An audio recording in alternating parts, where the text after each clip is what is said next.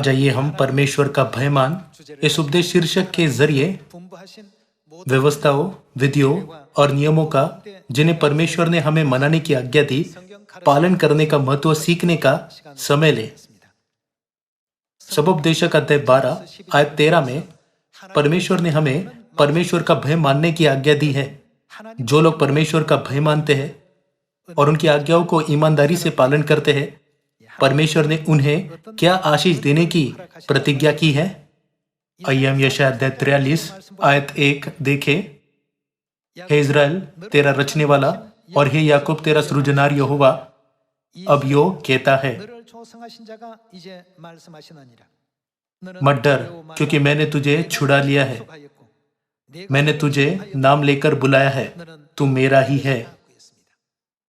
चूंकि हम अनुचित या मुश्किल परिस्थिति के बावजूद भी परमेश्वर के हैं, इसलिए परमेश्वर हमेशा हमारी मदद के लिए है। आयत 2, जब तू जल में होकर जाए, मैं तेरे संग संग रहूंगा, और जब तू नदियों में होकर चले, तब वे तुझे न डुबा सकेंगी। जब तू आग में चले, तब तुझे आंच न लगेगी, और उसकी लौ तुझे न जला सकेगी, क्योंकि मैं यहोवा तेरा परमेश्वर हूँ, इज़राइल का पवित्र, मैं तेरा उद्धार करता हूँ। तेरी छुड़ौती में मैं मिस्र को और तेरे बदले कुश और सबा को देता हूँ। मेरी दृष्टि में तू अनमोल और प्रतिष्ठित ठहरा है, और मैं तुझसे प्रेम रखता हूँ। इस कारण मैं तेरे बदले मनुष्य को और तेरे प्राण के बदले में राज्य राज्य के लोगों को दे दूंगा। मत डर, क्योंकि मैं तेरे साथ हूँ। मैं तेरे वंश को पूर्व से ले आऊंगा और पश्चिम से भी इकट्ठा करूंगा। परमेश्वर ने साफ साफ कहा, तू मेरा ही है। इस युग में हम नई वाचा के फसह के जरिए परमेश्वर के साथ वाचा में बंधे हुए हैं। परमेश्वर ने नई वाचा के जरिए यह घोषणा की कि मैं उनका परमेश्वर ठहरूंगा और वे मेरी प्रजा ठहरेंगे। दूसरा कुरिन्थियों अध्याय 6 में परमेश्वर ने यह भी कहा, मैं तुम्हारा पिता होऊंगा और तुम मेरे बेटे और बेटियां होंगे। इन वचनों से परमेश्वर यह गवाही देते हैं कि हम उनके हैं। जब तक हम उनकी शिक्षाओं का पालन करते हैं, हम समझ सकते हैं कि परमेश्वर हमेशा हमारे साथ रहकर हमारी रक्षा करते हैं।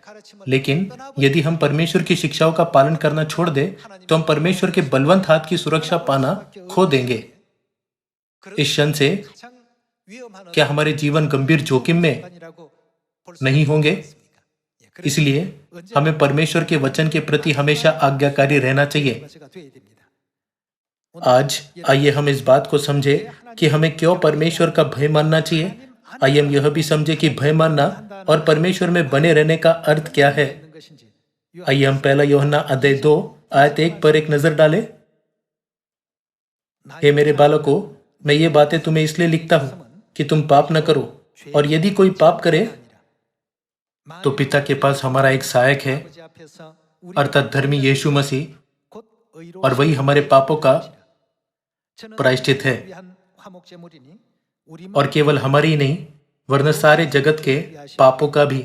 यदि हम उसके आज्ञाओं को मानेंगे, तो इससे हम जान लेंगे कि हम उसे जान गए हैं। परमेश्वर ने हमसे ऐसी प्रतिज्ञा की है कि वह हम में बने रहेंगे और हम उनमें। इसका अर्थ है हम उनकी आज्ञाओं से उनके साथ एक हो सकते हैं। यदि हम उसकी आज्ञाओं को मानेंगे, तो इससे हम जान लेंगे कि हम उसे जान गए हैं। जो कोई यह कहता है मैं उसे जान गया हूं और उसकी आज्ञाओं को नहीं मानता, वह क्या है? कोई कहता है मैं परमेश्वर को जान गया हूं, मैं परमेश्वर पर विश्वास करता हूं, लेकिन परमेश्वर की आज्ञाओं को जानता भी नहीं। वे सब झूठे हैं और उनमें सत्य नहीं।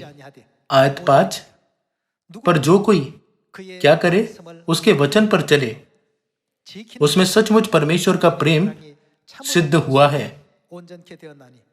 इसी से हम जानते हैं कि हम उसमें हैं। जो कोई यह कहता है कि मैं उसमें बना रहता हूं, उसे क्या करना चाहिए?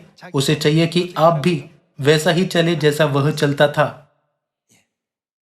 नई वाचा में परमेश्वर की सारी आज्ञाएं सच में मूल्यवान है। बाइबल यह सिखाती है कि जो व्यक्ति परमेश्वर की आज्ञाओं को जाने और माने बिना परमेश्वर का भय मानने का दावा करता है, वह सच में परमेश्वर को नहीं जानता। 성경은 우리에게 일러주고 있습니다. क्या हम अपने अनंत घर अर्थात स्वर्ग में किए गए पापों की क्षमा पाकर वहां वापस जाने के लिए परमेश्वर पर विश्वास नहीं करते? 가장 큰 의미가 있는 것 아니겠습니까? आइए हम परमेश्वर के अगाध और पवित्र प्रेम के बारे में सोचें जो हम पापियों को बचाने के लिए स्वर्ग से नीचे इस पृथ्वी पर आ गए। हमें हमेशा परमेश्वर का आदर और सम्मान करना चाहिए। हमारा आदर तो आराधना, बलिदान और परमेश्वर की आज्ञाओं के प्रति आज्ञाकारिता से व्यक्त किया जा सकता है। यह आशा करते हुए कि आपने परमेश्वर के वचन से अधिक अनुग्रह पाया होगा, मैं आज का उपदेश समाप्त करना चाहूंगा। आपका बहुत बहुत धन्यवाद।